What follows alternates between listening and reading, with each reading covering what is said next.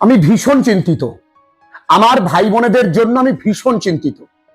আমি শিক্ষা পর্ষদের কাছে হাত জোর করে অনুরোধ করছি, ওদের ভবিষ্যৎগুলো নিয়ে আপনারা খেলবেন না। এমনিতেই ওরা প্রচন্ড ফ্রাস্ট্রেটেড, কনফিউজড।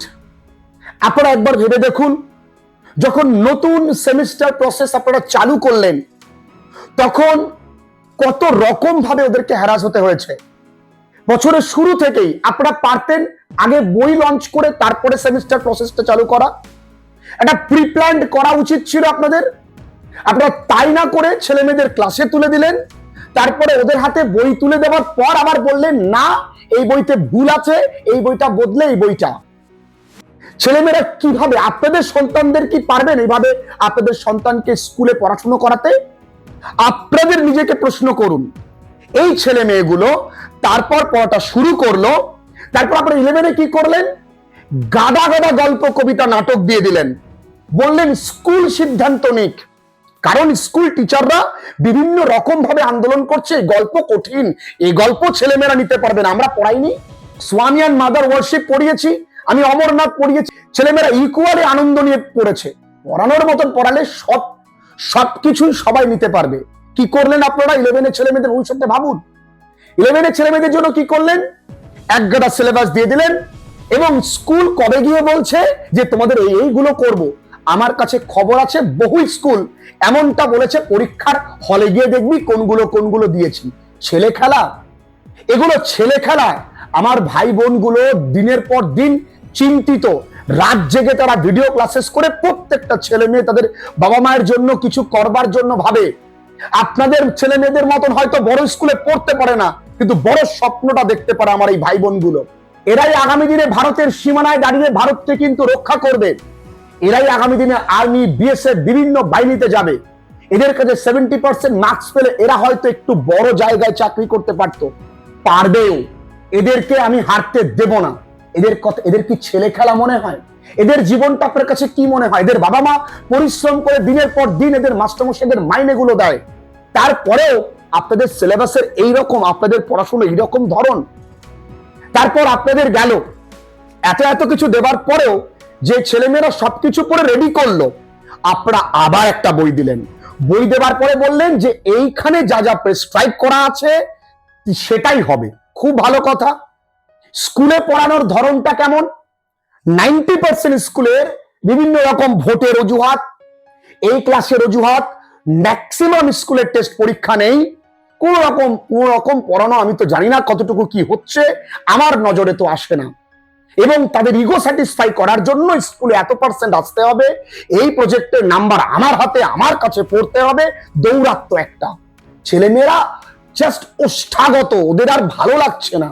কেন বলুন তো? স্কুল ছুটের সংখ্যা বাড়বে না। আপনারা কখনো ওদের সঙ্গে আলোচনায় বসেছেন যে ওরা কি বলতে চায়, ওদের কি মতবাদ, ওরা কি চায়, ওরা কত ফ্রাস্ট্রেটেড? একটু ভাবুন। আমি তোমাদেরকে বলবো, একদম ফ্রাস্ট্রেট হবে না। এগুলো জীবনের প্রবলেম। এই প্রবলেমকে জীবনের অঙ্গ করে নাও, এবং এই প্রবলেমকে উত্তরণের জন্য আমি তোমাদের সঙ্গে আছি। যদি স্যার পাতাল ফুরো প্রশ্ন দেয়, তুমি পারবে, তোমাকে সেভাবে প্রস্তুত। হাতে সময় কম, আমি জানি। হঠাৎ করে নমুনা প্রশ্নপত্রের আগে বিভিন্ন বাজার চলতি বই, এই সেরা ওই সেরা বই বেরোলো, তার মধ্যে যে গ্রামার গুলো দেওয়া, সেগুলো ছেলে মেয়ে দেখলে মনে করবে গ্রামার আমি শিখিনি। হঠাৎ করে আপনাদের নমুনা প্রশ্নপত্রে কি দিলেন? আপনারা নমুনা প্রশ্নপত্রে এমন কিছু জায়গা দিলেন, আমি আজকে নিজেকে কন্ট্রোল করতে পারছি না। ছেলে মেয়েদের জন্য আমি ভীষণ চিন্তিত। হঠাৎ করে বললেন আর্টিকেল প্রেপোজিশন 3টে নাম্বার থাকবে। Is that kind of joke? আপনারা কোথায় বলেছিলেন সিলেবাসে যে 3টে নাম্বার আর্টিকেল প্রেপোজিশন? সিলেবাসে নেই। কি ছিল? জয়েনিং ছিল, স্প্লিটিং ছিল, ন্যারেশন চেঞ্জ ছিল, এরর কারেকশন ছিল। আমরা প্রস্তুত হলাম, এইভাবে আমরা এগিয়ে চললাম, ডাউন দ্য র্যাবিট হোল পড়লাম, আমরা 3 কোশ্চেন্স পড়লাম, আমরা এত বড় নাটক কমপ্লিট করলাম, সব জায়গা কমপ্লিট করলাম, গ্রামার কমপ্লিট করলাম। তারপর হঠাৎ দেখলাম আর্টিকেল প্রেপোজিশন দিয়ে দিয়েছেন। যেখানে ভুল হয় বাচ্চাদের, ক্লিয়ার কনসেপ্ট প্রয়োজন, আমি করিয়ে দিয়েছি। এরর কারেকশন করাবার সময় করিয়ে দিয়েছি। তবুও আপনারা ছেলে মেয়েদের ভবিষ্যৎ কিভাবে খেলতে পারেন? আপনার সন্তানের ভবিষ্যৎ নিয়ে আপনারা খেলতে পারতেন।